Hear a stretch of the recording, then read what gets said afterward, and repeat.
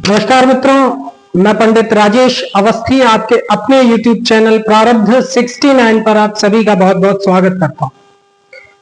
मित्रों, वर्ष 2025 अब प्रारंभ होने वाला है और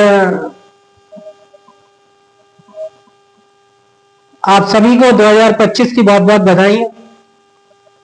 नीलांजन समाभासम रविपुत्रम यमाग्रजम छाया मार्तंड संभूतम तम नमामि शनैश्चर।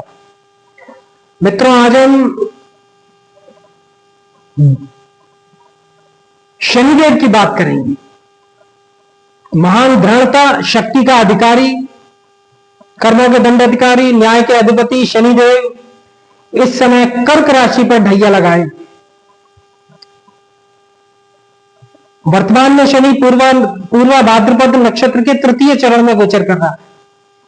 मित्रों, 17 जनवरी 2023 को शाम 17:52 पर अर्थात 5:52 पर शनि ने घनिष्ठा नक्षत्र के तृतीय चरण में प्रवेश किया था और इसी के साथ शनि का कुंभ राशि में प्रवेश हो गया था।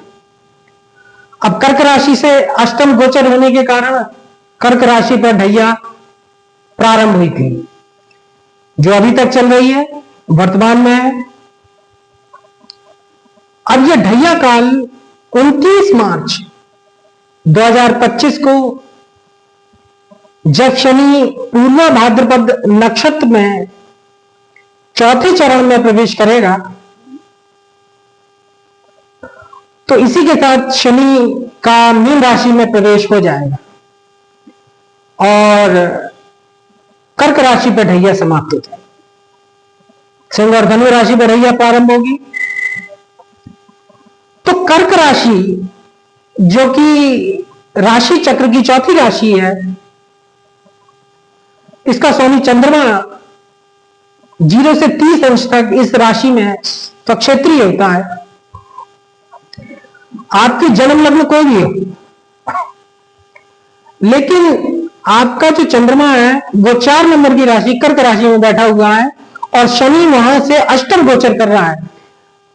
ढैया काल राशि से, जन्म राशि से जब शनि चौथे 8वें भाव में गोचर करता है, तब ढैया शनि की लगती है और इसे शास्त्रों में, ज्योतिष शास्त्रों में इसे लघु कल्याणी कहा गया है। लघु कल्याणी अर्थात इसका कालखंड 7.5 के मुकाबले कम होता है, परंतु फिर भी ये कल्याण करने वाली है। ज्योतिष शास्त्रों में ढैया और 7.5 के कालखंड को व्यक्ति के द्वारा किए गए पाप कर्मों का दंड देने के लिए यह निर्धारित है शनि द्वारा।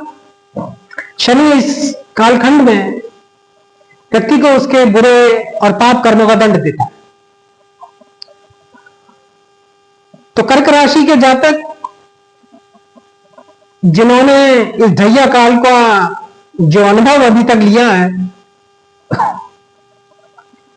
अब इस ढैया काल में कर्क राशि के जातकों पर इस ढैया का जो शुभाशुभ परिणाम मिला, उस पर एक नजर डाल लेते हैं कि जिन कर्क राशि के जातकों की जन्म पत्रिका में, चाहे वो स्त्री हो या पुरुष हो, शनि मारक स्थानों का स्वामी था या अष्टम या द्वादश भावों का स्वामी होकर अशुभ ग्रहों से भ्रष्ट होकर बैठा हुआ था, या नीच राशि या शत्रु राशि में था, या पाप कर्तरी में था, सूर्य से अस्त था, नीच नवांश या शत्रु नवांश में था, तो ऐसी कर्क राशि के जातकों के लिए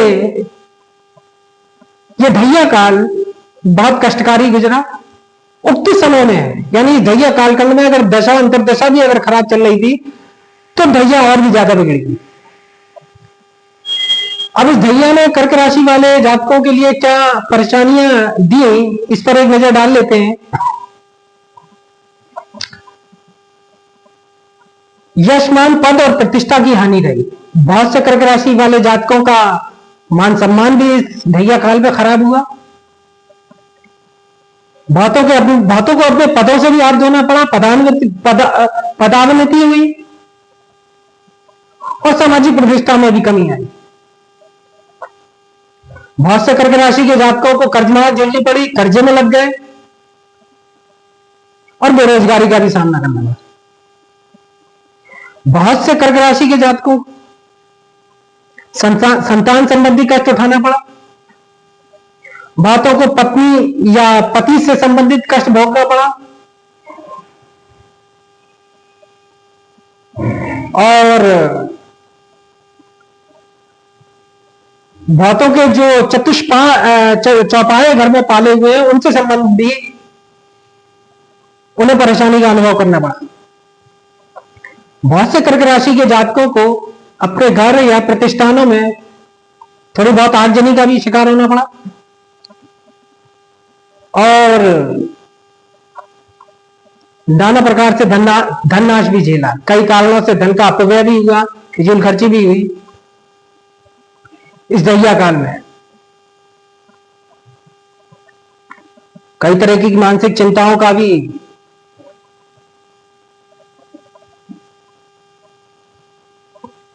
कर्क राशि के जातकों ने मानसिक चिंताओं को झेला, और कर्क राशि के कई जातकों को किसी न किसी कारण से अपने जन्म स्थान से दूर जाना पड़ा इस दहिया काल में। दीर्घकालिक बीमारियां इस दहिया काल में लगी, ऐसी बीमारियां जो लंबे समय तक रहती हैं। आमतौर से दहिया या साढ़े साथी में ही ऐसी बीमारियों को पैदा होते हुए लगते हुए देखा गया है, जो लंबे समय तक रहती हैं, और इनकी जो समाधान है वो बहुत धीरे धीरे होता है। शनि बीमारियां तो देता है, लेकिन ऐसी बीमारियों का जल्दी निदान नहीं होता।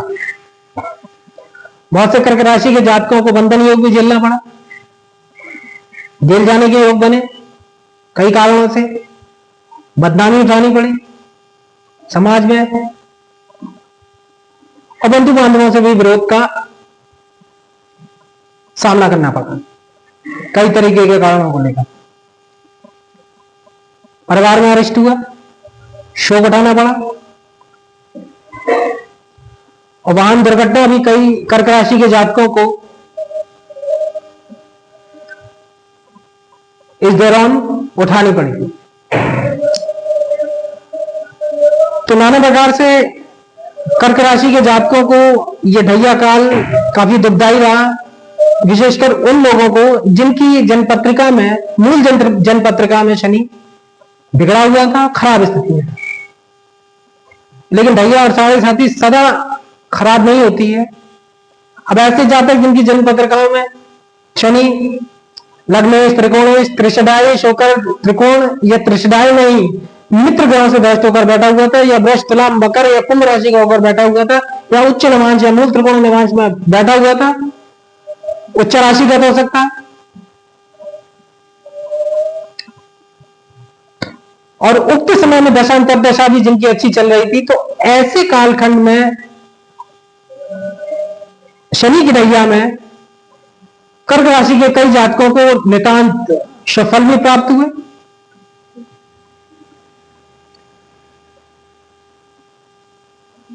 मुकदमों में विजय मिली बहुत से कर्क राशि के जातकों को इस ढैया काल में।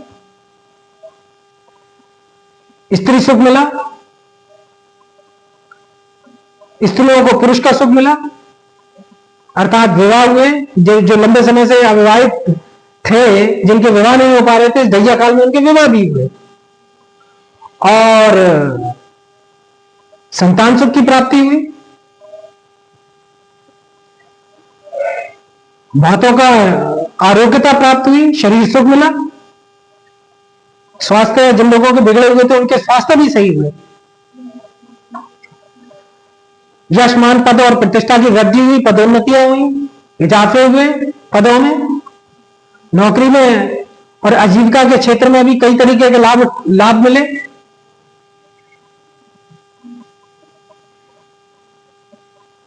और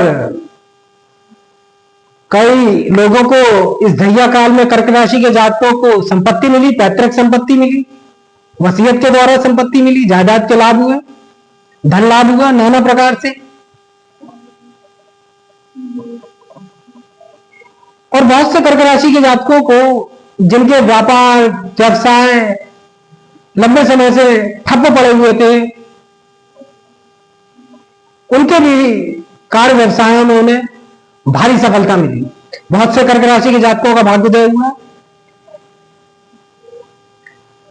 तो शनि की यह ढैया कई मायनों में कर्क राशि के जातकों के बहुतों के लिए कष्टदायी रही, तो बहुतों को शुभ परिणाम भी दिया। एक बात मैं स्पष्ट कर दूं कि जन्म पत्रिका में शनि चाहे कितना ही बलवान होकर क्यों ना बैठा हो, परंतु ये जो कालखंड है ढैया और 7.5 का, ये आमतौर से शास्त्रों में व्यक्ति को शनि द्वारा उसके पाप कर्मों का दंड देने के लिए निर्धारित है। अतः अगर इस बार ढैया अच्छी चली गई है तो यह आवश्यक नहीं है कि हर बार की ढैया अच्छी जाएगी, और इस बार जो ढैया खराब गई है तो यह भी आवश्यक नहीं है कि हर बार की ढैया खराब जाएगी, क्योंकि 7.5 और ढैया सदा खराब नहीं जाती है और न सदा अच्छी जाती। तो शनिदेव व्यक्ति को उसके कर्मों के अनुसार दंडित करते हैं। तो कर्क राशि पर ये जो ढैया है अब इसका समापन होने जा रहा है और कर्क राशि वालों को इससे मुक्ति मिलने वाली है। लेकिन ऐसे लोग जिन्होंने कर्क राशि के जातकों ने जिन्होंने इस ढैया को भुगता है, झेला है, शनि ने उन्हें उनके कर्मों का दंड देकर उन्हें निश्चल कर दिया, शुद्ध कर दिया, इसीलिए इसे लघु कल्याणी कहा जाता है।